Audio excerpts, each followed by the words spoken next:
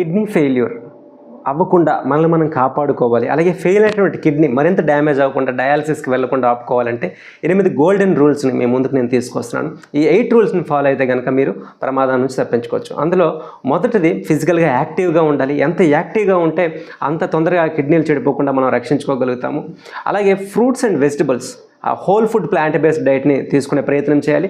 ప్రోటీన్స్ని avoid చేయాలి, ముఖ్యంగా animal protein avoid చేయాలి. అలాగే తరువాత గోల్డెన్ రూల్ వచ్చేసి షుగర్ని కంప్లీట్గా కంట్రోల్లో ఉంచుకోవాలి.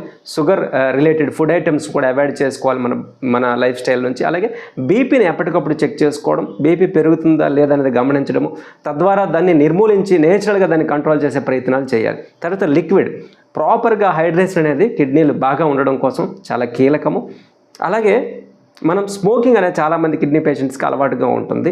సో స్మోకింగ్ అనేది చాలా తీవ్రంగా మన కిడ్నీలను దెబ్బతీస్తుంది. కాబట్టి ఎట్టి పరిస్థితుల్లో స్మోకింగ్ని అయితే విడిచిపెట్టాల్సినటువంటి అవసరం అయితే ఖచ్చితంగా ఉంది.